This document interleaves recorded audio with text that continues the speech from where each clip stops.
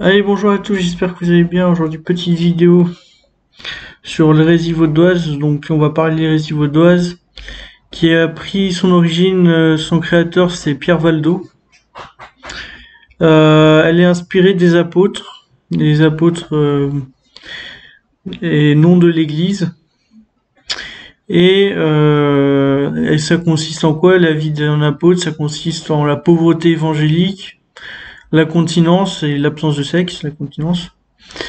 Euh, et la prière, tout ça. Donc c'est vraiment, on suit la vie des apôtres à la lettre, voilà.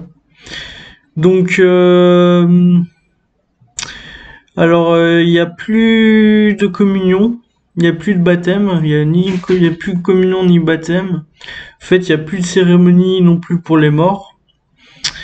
Et du coup, ça change par rapport à la chrétienté où justement il y a la communion, la cérémonie pour les morts, le baptême, tout ça. Tandis que là, il y a beaucoup moins de, bah de, il y a beaucoup moins de cérémonies, voilà. Donc, il dénonce le serment et le droit de condamner les criminels. Donc, c'est pas à l'Église de condamner les criminels, d'après Pierre Valdo. C'est à l'État et au roi de condamner les criminels et non à l'Église. Tandis que l'Inquisition qui arrivera beaucoup plus tard, l'Inquisition en 1232, hein, pas tout de suite, en 1232, qui est l'Inquisition qui va justement dire que on condamne justement les criminels.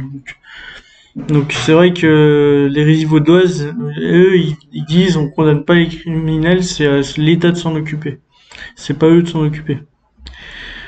Faut savoir que il y a une condamnation au Concile de Vérone.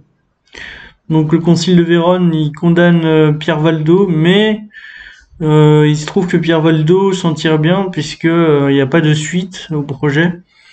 Et du coup, il va mourir en 1206.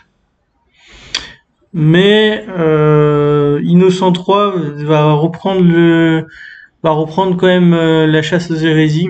Donc la chasse à l'hérésie vaudoise va en faire partie.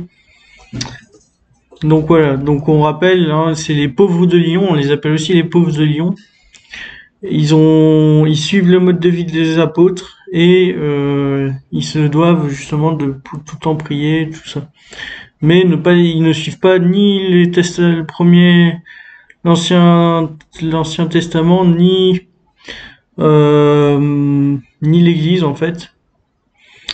Et ils condamnent l'Église en quelque sorte. Donc voilà. Donc là on va voir aussi que Innocent III, on va voir maintenant sur Innocent III. Donc Innocent III, lui, ambitionne de soumettre les souverains. Ça veut dire qu'en gros, il dit que, enfin, il profite de son pouvoir de pape pour excommunier le roi de France Philippe Auguste en 1200, ainsi que l'empereur d'Allemagne. Donc le pape est au-dessus des rois en fait. Le pape est au-dessus des rois et des empereurs, et du coup, il peut se permettre de condamner, à excommunier les empereurs et les rois.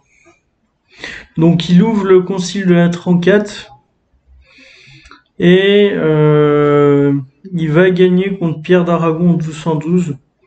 Donc ça c'est tout ce qui est albigeois, cathare. Donc il va avoir une grosse lutte des cathares contre Innocent III. Et malheureusement pour lui, il va avoir une victoire contre Pierre d'Aragon, mais il trouve la mort en combattant contre les croisés à Muret, contre d'autres croisés à Muret. Donc voilà, donc il va essayer de combattre vraiment les hérésies vaudoises ainsi que l'hérésie cathare, mais il va pas y arriver jusqu'au bout. Donc bon, donc il va mourir peu après en fait la victoire contre Pierre d'Aragon en 1212.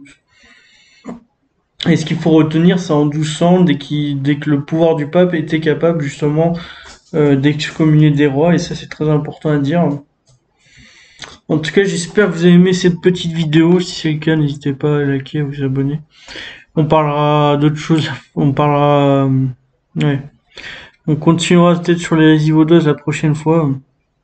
En tout cas, moi, en attendant la prochaine, je vous dis toujours.